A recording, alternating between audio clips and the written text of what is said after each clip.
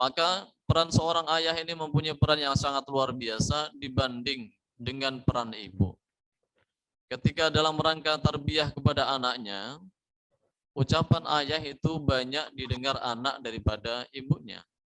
Ayahnya datang pulang kerja, kemudian dia hadir di depan anak-anaknya, itu sudah memberikan pelajaran yang sangat luar biasa. Bahkan ketika mereka menyeleweng, maka dengan kehadiran ayah, anak itu akan nurut kepadanya.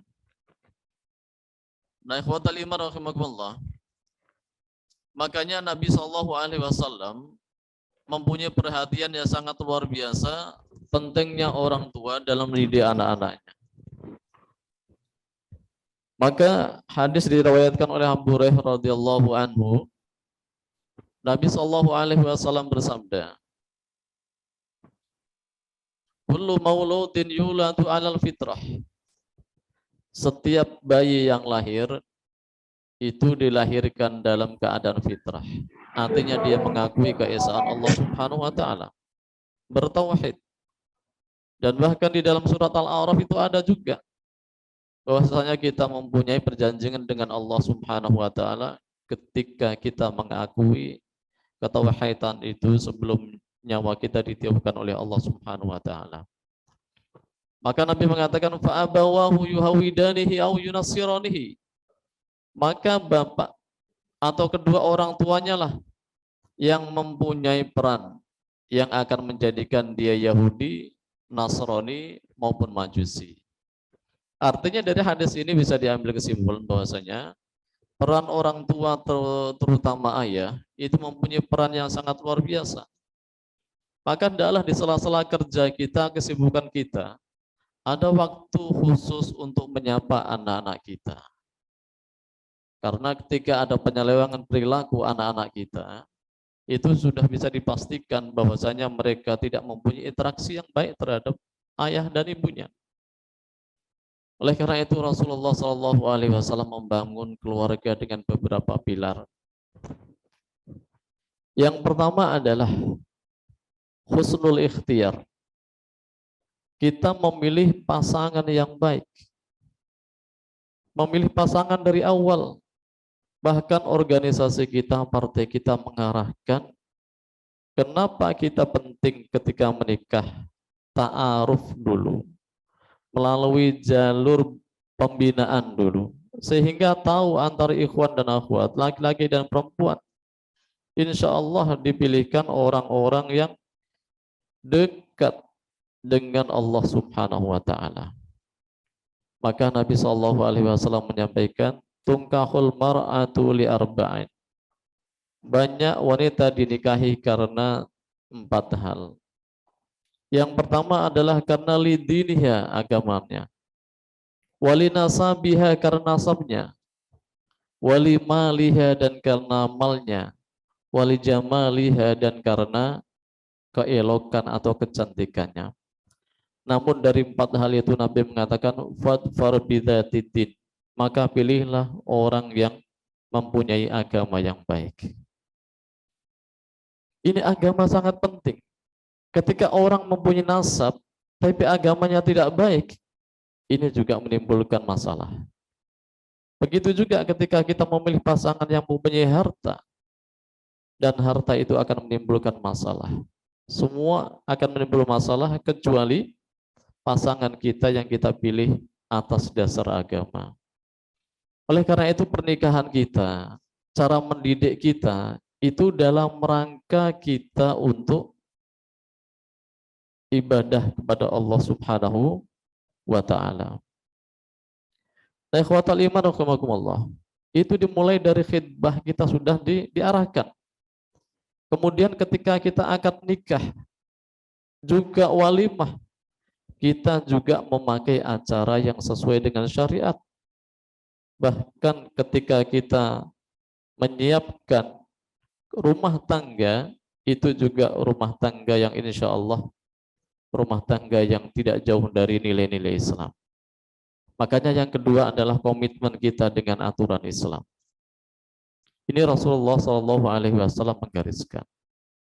Nanti kita sebagai ayah bisa kita cek anak kita, akidah kita bagaimana. ibadahnya bagaimana, interaksi sosialnya bagaimana, itu bisa kita lihat dalam harian kita.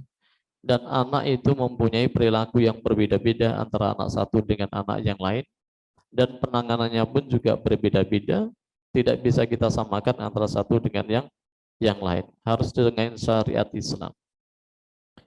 Nah, ketika dalam keluarga terjadi pertengkaran, maka kembalikan lagi, kenapa kita menikah? Apa tujuan kita menikah? Maka ketika pernikahan itu kita tujukan untuk Allah Subhanahu wa taala, tentunya proses perjalanan dan sebagainya itu kita korelasikan dengan nilai-nilai ibadah yang kita pahami bersama. Ada orang menikah karena ingin harta, ketika tidak dapat harta, cerai. Ada orang menikah dilanda masalah dan lain sebagainya. Itu semuanya harus kita pelajari baik-baik.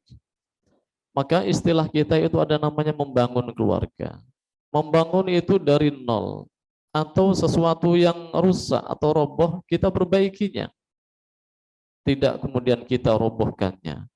Makanya bina al-usrah al-muslimah, membangun keluarga yang muslim. Kemudian pilar yang ketiga, kata Rasulullah SAW, kalau keluarga kita mau baik, harus hadirnya mawaddah warahmah, kasih sayang.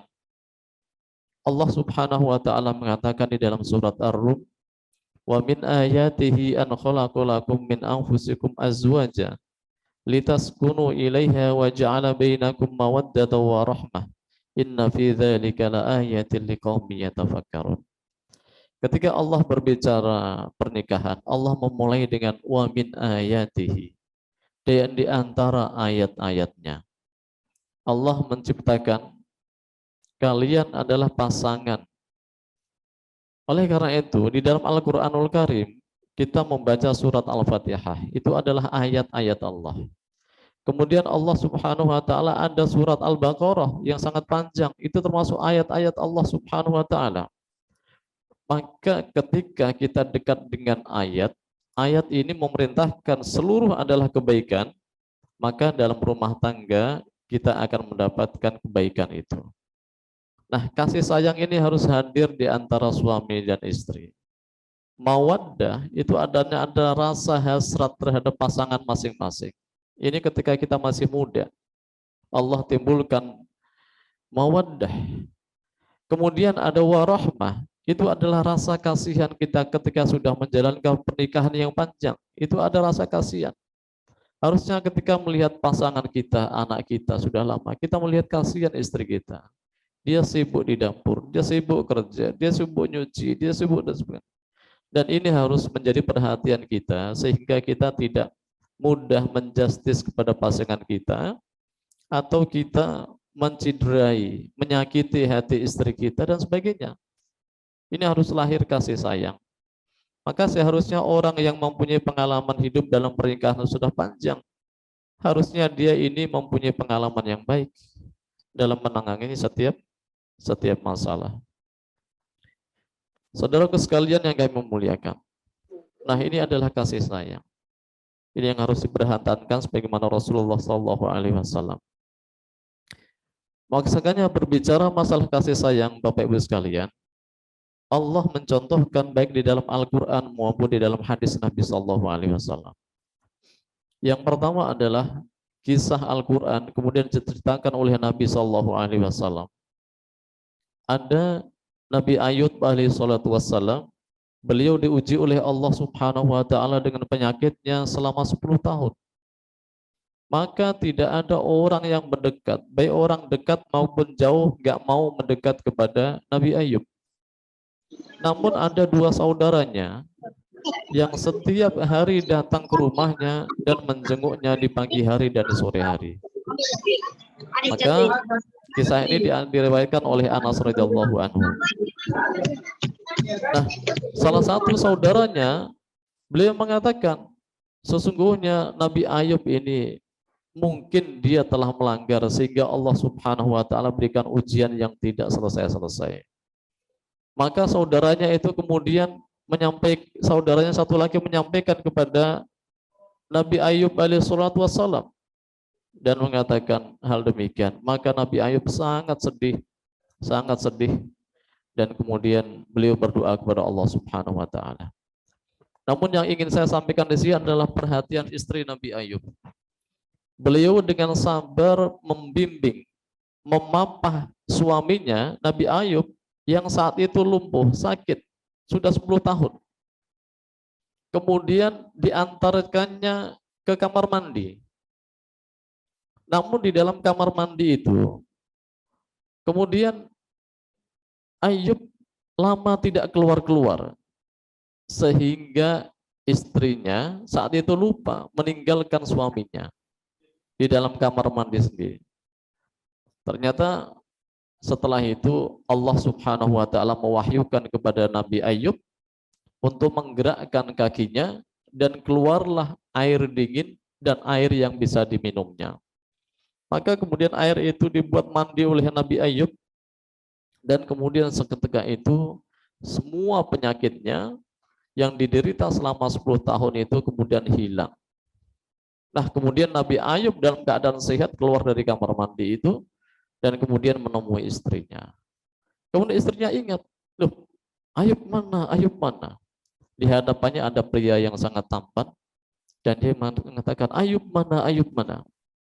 Benar, beliau mengatakan, saya adalah Ayub, suami kamu. Kemudian Allah Subhanahu wa taala memberikan kelebihan kepada istri Nabi Ayub dan beliau diceritakan dalam hadis lain, istri Nabi Ayub menjadi muda dan kemudian mempunyai anak 29. Nah, ini adalah kasih sayang istri kepada suaminya yang hendaknya tidak lekang oleh waktu, tidak lekang karena masalah, tidak lekang karena ada intrik-intrik di dalam keluarga. Kemudian yang kedua adalah kisah kasih sayang disampaikan oleh Hilal bin Umayyah. Beliau ini termasuk salah satu orang yang diasingkan oleh Nabi SAW di antara tiga orang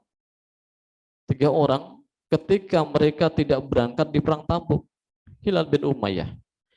Nah, istrinya ini juga beliau mempunyai riwayat bahwasannya Hilal bin Umayyah ini kisahnya pernah mengadukan kepada Nabi SAW, ya Rasulullah, inna zaujatu qad zan. Sesungguhnya istriku melakukan zina. Nabi mengatakan, apa-apaan kamu? Apakah benar itu? Benar ya Rasulullah.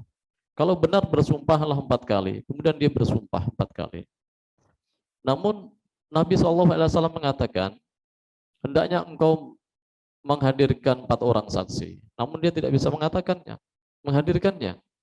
Dan kemudian, ya Rasulullah, kan sudah jelas saya sudah melihatnya. Ini adalah perintah Allah dan Rasulnya. Nah, kemudian besok harinya mereka berdua dipanggil untuk bersumpah. Dan Nabi Ayub sampai 5 kali bersumpah. Nah, kemudian ternyata diberitahu oleh wahyu, Rasulullah SAW mengetahui hal tersebut. Kemudian saat itu ketika Ayub dibenarkan oleh Rasulullah SAW dan beliau hendak minta izin untuk menceraikan istrinya. Setelah itu diceraikan. Namun setelah kasus perang Tabuk itu, Hilal bin Umayyah ini beliau sangat agak tua dan kemudian agak sakit-sakitan. Walaupun diceraikannya, namun istrinya ini karena kasih sayang beliau terhadap Hilal bin Umayyah ini meminta izin kepada Rasulullah, ya Rasulullah, aku ingin merawat suamiku yang lama, yang dulu. Kata Nabi, boleh, asal engkau tidak menggaulinya. Kemudian istrinya mengatakan, saya siap ya Rasulullah, insya Allah saya tidak akan menggaulinya. Maka hari-hari susah bagi Hilal bin Umayyah ini ditemani mantan istrinya. Ini adalah kisah kasih sayang. Artinya apa? Ketika ada masalah, kita berdua, suami istri dengan anak-anak kita, jangan sampai mengurangi kasih sayang kita sebagaimana tujuan dari pernikahan itu, mawaddah warahmah. Ini adalah yang dikisahkan oleh para sahabat Rasulullah Sallallahu Alaihi Wasallam. Nah, ikhwatal iman rahimakumullah, itu adalah perangkat kalau kita mau keluarga kita mau kuat. Yang ketiga adalah as-sabru inda usri az-zawjah, bersabar ketika suami dalam kesulitan. Dalam kehidupan kita itu ada pasang surut. Terkadang ada susah, ada senang. Ada enak, ada tidak enak. Ada yang pahit, ada yang pahit sekali. Itu dalam kehidupan biasa. Lika-liku kehidupan. Makanya ini harus kita pahami dengan baik. Jangan sampai pernikahan itu dilihat sebagai sesuatu yang baik-baik saja. Tidak ada ujiannya. Dan ujian kita, masing-masing kita, itu berbeda-beda. Ada yang Allah uji dengan kemudahan. Ada yang Allah uji dengan kenikmatan harta. Ada yang kesusahan. Ada yang hidupnya masalah terus. Itu adalah ujian yang diberikan Allah Subhanahu wa taala ketika kita masih bisa bernafas. Nah, ketika suami dalam keadaan susah, maka hendaklah istri mengiringinya dengan kesabaran, dengan berdoa kepada Allah Subhanahu wa taala agar Allah mudahkan. Nah, ini pentingnya kita mempunyai interaksi yang baik terhadap pasangan kita. Laki-laki juga sebaliknya. Ketika istrinya dalam kesulitan, dalam masalah, maka hendaknya dia bisa meringankan bebannya, tidak malah menambah, apalagi komentar-komentar yang tidak perlu. Karena kita memahami seorang wanita itu makhluk yang halus. Bahkan dalam hadis Nabi dijelaskan, wanita itu sangat halus. In qawwamatha a'waj. Jika kamu memaksa untuk membenarkannya, memaksa untuk meluruskannya, maka dia akan patah. Dan jika kamu tinggalkan, dia tetap akan bengkok. Maka agak hati-hati dalam berbicara dengan wanita. Nah, ini adalah perhatian. Kenapa saya mempunyai perhatian terhadap pasangan kita dulu? Ketika pasangan kita, hubungan kita baik, insya Allah pendidikan anak-anak itu nanti searah. Karena ketika pasangan kita tidak seide, maka akan timbul masalah. Ini dalam rangka kita menguatkan karakter anak-anak kita. Yang selanjutnya, yang kelima adalah bersabar ketika istri sakit. Nah, istri ini walaupun terkadang menyebalkan gitu ya, terkadang mengasihkan gitu. Tapi ada ketika waktu-waktu ketika istri kita sakit, ada keluarga kita yang menjalankan roda kehidupan itu istrinya, kerja istri, nyuci istri, nyapu istri, bersihkan atau nyetrika istri, semuanya istri. Nah, ketika istrinya sakit, nah ini pasangannya agak kerepotan dia, ngurus anak, ngurus apa sebagainya. Nah, inilah kita perlu seorang ayah yang kuat juga. Dia tidak hanya menjadi pemimpin yang mencari ma'isyah atau nafkah, tapi dia juga bisa mengerjakan semua pekerjaan rumah itu. Ini karena apa? Ketika istri kita itu kita bantu, kemudian beliau lelah. Kalau sudah lelah, itu rumah itu seperti neraka, panas. Apa saja masalah. Karena mood seorang wanita itu tidak baik. Kemudian yang selanjutnya adalah merealisasikan ibadah yang universal. Artinya sama-sama. Maka ada sebuah ungkapan, kita itu harus sholihun li nafsi wa muslihun li ghairihi. Soleh secara personal atau individu kita, dan kita juga mempunyai pengaruh kesolihan kepada orang lain. Maka ketika kita komitmen, ya ayyuhalladzina amanu wa amilus sholihah. Kata beriman itu komitmen secara pribadi, kesolihan pribadi. Wa amilus sholihah itu adalah kesolihan yang harus kita tularkan kepada orang lain. Apalagi di dalam surat atau ayat yang saya baca tadi, ya ayyuhalladzina amanu qu anfusakum wa ahlikum naira. Masing-masing harus menjaga diri dan keluarganya. Nah, ini penting. Maka Nabi SAW pernah menyampaikan, rahimallahu rajulan qoma minal laili fasalla wastayqadha imra'atuhu. Sungguh satu nikmat atau rahmat Allah Subhanahu wa taala kepada seorang laki-laki yang ketika dia bangun dan melakukan sholat dan membangunkan istrinya. Kalau istrinya nggak bangun, dipercikkan air ke wajahnya. Ini bukan kemudian kita ngambil air kita taruh air di muka pasangan kita, tidak. Ini menunjukkan kita memperhatikan istri kita agar dia bangun kemudian melakukan qiyamul sama-sama, itu sholat sama-sama. Sama juga sebaliknya, semoga Allah Subhanahu wa taala merahmati seorang wanita yang bangun malam kemudian qiyamul lail dan kemudian membangunkan suaminya. Dan kemudian kalau dia bangun dipercikkan dengan air. Ini artinya apa? Menunjukkan bahwasanya suami istri harus dia mempunyai komitmen untuk merealisasikan ibadah-ibadah yang secara universal. Kalau tidak qiyamul lail, paling enggak ada tilawatul Quran sama-sama. Tilawatul Quran sama-sama. Atau ada namanya upah keluarga sama-sama. Ini penting untuk mendukung kesolehan antar pasangan kita. Kemudian yang selanjutnya adalah saling sikoh atau percaya. Suami istri seandainya tidak ada kecocokan atau tidak saling sikoh terhadap sesama, ini bahaya. Ini bahaya. Maka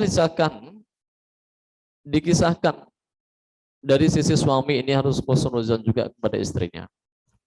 Dari Abu Hurairah radhiyallahu anhu, beliau menceritakan dari Nabi Shallallahu Alaihi Wasallam, ada seorang badui yang datang menemui Rasulullah Shallallahu Alaihi Wasallam.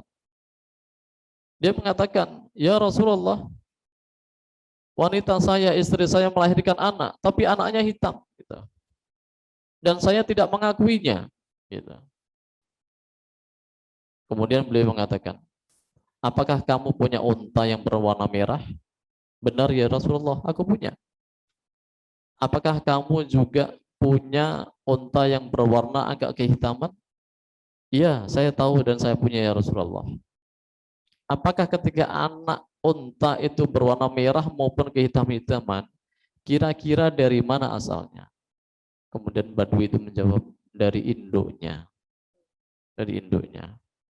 Maka setelah itu Rasulullah SAW mengatakan, berarti anak kamu itu ya yang keluar dari induknya, ayah ibunya. Dan Rasulullah tidak memberikan kesempatan seorang badui itu untuk ngeles. Ini adalah contoh husnuzon. Walaupun terjadi, memang begitu. Atau kisah yang lain yang ditunjukkan oleh dari pihak wanita. Jadi Rasulullah Shallallahu Alaihi Wasallam ketika suatu malam beliau tidur dan meletakkan kainnya di samping tempat tidurnya. Kemudian beliau mencopot kaos kakinya, diletakkan di ujung kakinya. Maka setelah itu Rasulullah tidur sebentar dan dilihatnya Aisyah ini seakan-akan sudah tidur. Tapi kemudian Nabi pelan-pelan beliau keluar dari rumah. Keluar dari rumah kemudian menjauh, kemudian sampailah di Baqi. Sampai di Baqi. Namun kemudian Aisyah mengejar Nabi SAW, mengejar Nabi. Dan kemudian Nabi berbalik, kemudian Aisyah lari lagi dengan cepat ke rumah.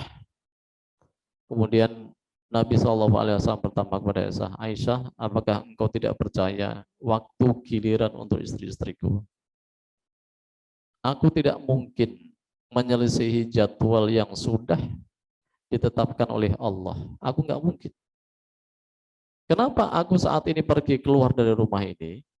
Ini Aisyah mungkin beliau melihat suaminya lagi curiga itu. Tapi kemudian Rasulullah mengatakan sesungguhnya malaikatmu datang menurunkan wahyu, tetapi di rumah ini engkau terbuka auratnya. Maka malaikat gak mau masuk.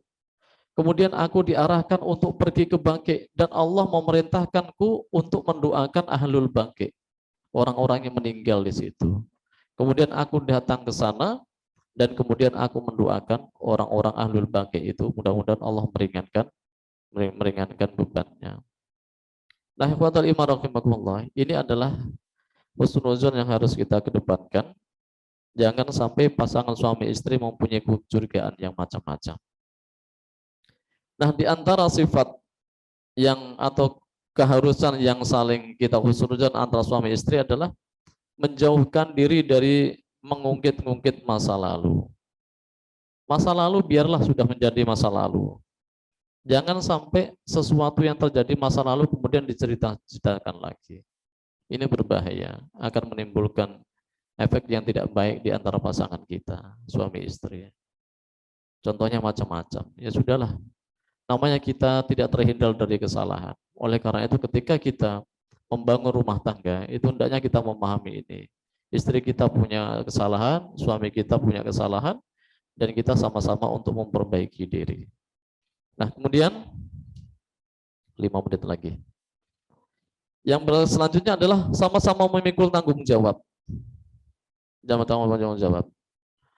Ini Rasulullah SAW melibatkan istrinya dalam suka dan duka. Rasulullah. Jadi ketika turun wahyu pertama kali di Gua Hira, kemudian Nabi pulang, dikisahkan oleh Aisyah, Nabi pulang ke rumahnya dan kemudian mengadukan halnya kepada Khadijah. Maka Khadijah mengatakan, menenangkannya, ya Rasulullah, bukankah engkau adalah orang yang baik, orang yang suka menyambung silaturahim, orang yang suka memberi makan, orang yang suka memberikan kegembiraan kepada orang lain, dan lain sebagainya. Sehingga kekhawatiran-kekhawatiran yang ada pada diri Nabi itu kemudian sirna, hilang. Nah, ini adalah peran istri dalam menenangkan dalam suka dan duka. Atau sebaliknya, adalah Aisyah radhiyallahu anhu ketika itu didatangi seorang wanita miskin dan mempunyai 2 orang anak. Kemudian Aisyah memberikan 3 kurma dan disuapkannya kepada wanita itu. Kemudian dibaginya anak satu-satu. Ketika Aisyah ingin menyuapkan lagi, kemudian itu diambil oleh anaknya. Maka saat itu diceritakan oleh Nabi SAW dan Nabi mengatakan, wa anti min ahlil jannah, engkau termasuk penduduk surga karena melakukan kebaikan. Artinya apa? Kita sama-sama mendukung istri kita dalam rangka taat kepada Allah Subhanahu wa taala. Ini ketaatan ini panjang ya. Kita akan babnya panjang, bisa juga kita ketaatan di upah dan sebagainya. Kemudian Nabi SAW juga melibatkan urusan mereka. Kemudian yang terakhir adalah pilar-pilar untuk membangun keluarga seperti keluarga Rasulullah adalah kontribusi dalam membangun masyarakat muslim.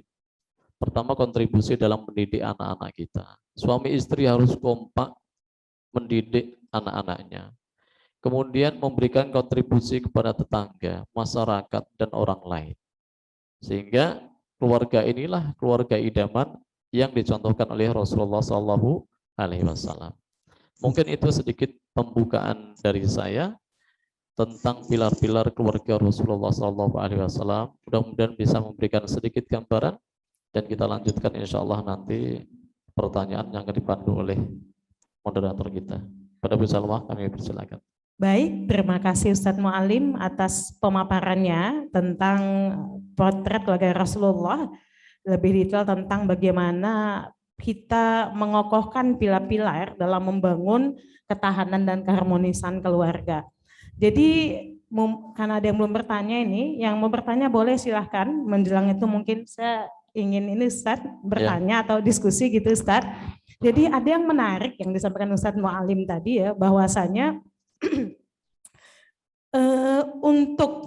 untuk menjadikan keluarga kita keluarga yang kokoh, ketahanan keluarganya, maka syarat mutlak yang pertama itu adalah harus memilih istri yang baik, istri yang solehah, ya kan Ustadz? Nah, gimana nih Ustadz kalau keadaannya pada hari ini takdir sudah terjadi, para ayah sudah Allah takdirkan dengan pasangannya istrinya hari ini. Tadi juga dikatakan bagaimana harmonisnya Nabi Ayub dengan istrinya, bagaimana kasih sayangnya Hilal bin Umayyah itu istrinya kepadanya, bagaimana penyayangnya Rasulullah, lembutnya Rasulullah sehingga menghadirkan kebahagiaan dalam keluarganya, yang dengan modal kebahagiaan itulah para istri akhirnya bisa menjadi ibu yang baik dalam rumah tangga. Jadi gitu Ustadz, kalau misalkan real fakta hari ini gitu. Itu kan tadi dalam tataran normatif ya. Kalau pada hari ini pasangan kita atau ayah dalam keluarga kita tuh ternyata belum belumlah seideal seperti yang disebutkan dalam penyampaian Ustadz tadi. Kira-kira apa yang harus kita lakukan, Ustadz? Yang pertama, hendaknya tidak ada penyesalan ya. Yang pertama, apa yang sudah kita dapatkan dari pasangan-pasangan kita, hendaklah kita menjadikan itu sebagai proses memperbaiki diri. Rasulullah SAW dalam hal ini diutus oleh Rasulullah SAW di dalam surat Al-Jumu'ah, "Walladzi ba'atsa fil ummiyina rasulan minhum yatlu 'alaihim ayatihi wa yuzakkihim." Seorang mukmin dituntut oleh Allah Subhanahu wa taala untuk tazkiyah. Artinya selalu selalu memperbaiki diri. Selalu memperbaiki diri. Kalau istilahnya kita sadar saat ini, maka dari sekarang inilah kita memulai perbaikan itu. Maka ada istilahnya namanya tarbiyah mutawasilah. Tarbiyah yang berkelanjutan. Dan alhamdulillah kita di organisasi, di partai kita ini difasilitasi setiap minggu kita untuk upah, untuk pengajian, ada nasihat, dimulai dengan Quran dan sebagaimana. Dan ada materi-materi itu dalam rangka kita memperbaiki diri kita. Itu dalam materi diri kita. Dan mudah-mudahan kita selalu berdoa kepada Allah Subhanahu wa taala diberikan pasangan yang soleh dan solehah dalam prosesnya itu.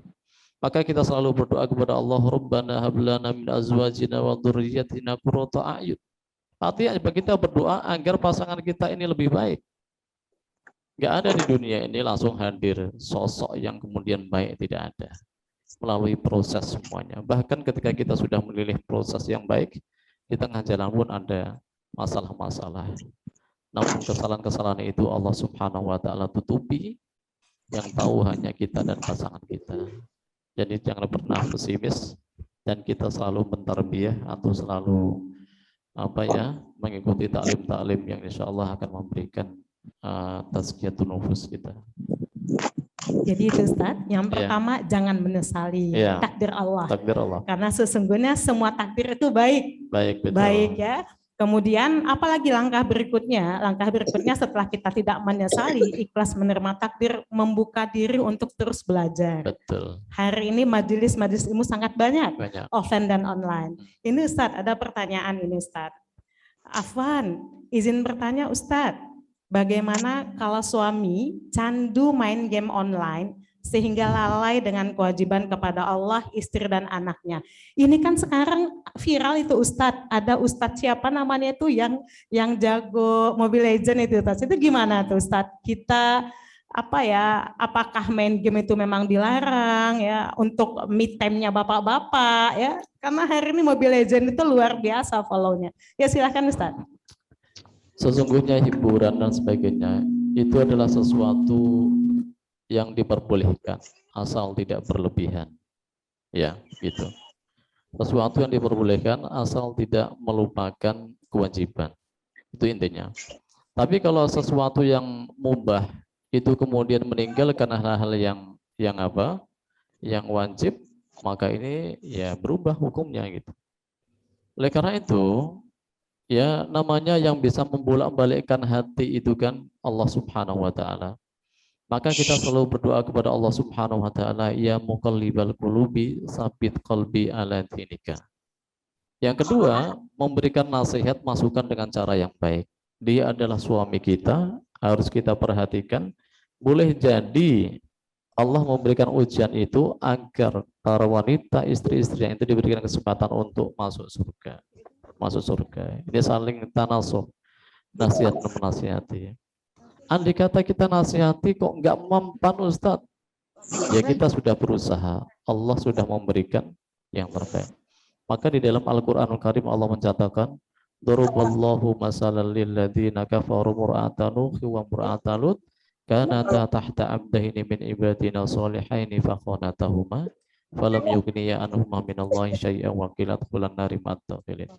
Jadi ini contoh Nabi saja Allah uji dengan kekafiran pasangan mereka dan anaknya. Jadi kita hanya bermohon kepada Allah Subhanahu wa taala, ya Allah rubahlah karakter suami saya Sambil ada usaha suruh ikut pengajian, ikut UPA dan sebagainya, insya Allah. Tapi jangan, hendaklah tetap menghormati posisi suaminya, gitu ya.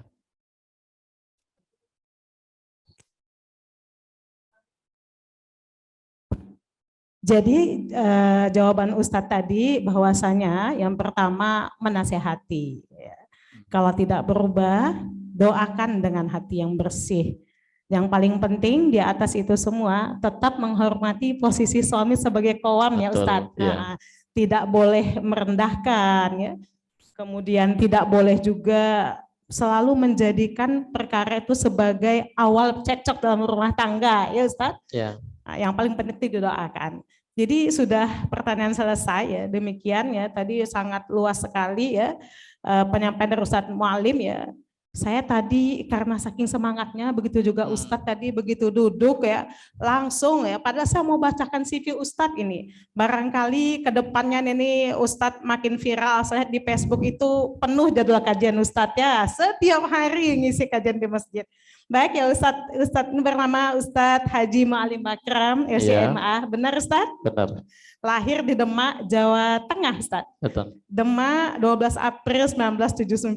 Ya. Pendidikannya S1 Studi Islam Internasional Afrika Sudan, S2-nya Tafsir dan Ilmu Al-Quran Universitas Islam Omdurman Sudan. Jadi S1 S2 di Sudan ya Ustadz.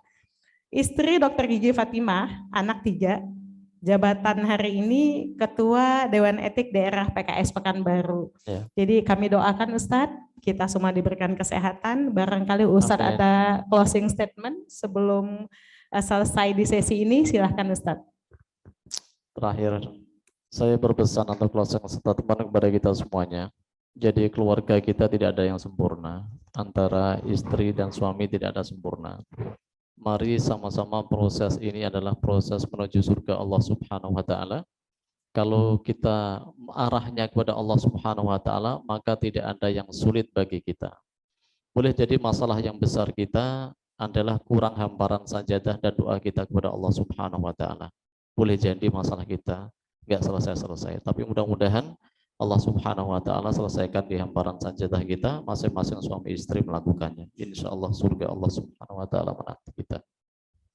Masya Allah ya, closing statementnya boleh jadi kalau hari ini masalah kita belum selesai karena doa kita kurang kuat, kurang banyak, kurang khusyuk ya. Jadi mulai hari ini perbanyak doa kita agar Allah mencurah-curahkan rahmat dan berkahnya kepada keluarga kita, sehingga keluarga kita bisa menjadi keluarga yang sakinah, mawaddah, rahmah, seperti yang telah dicontohkan oleh Rasulullah sang teladan.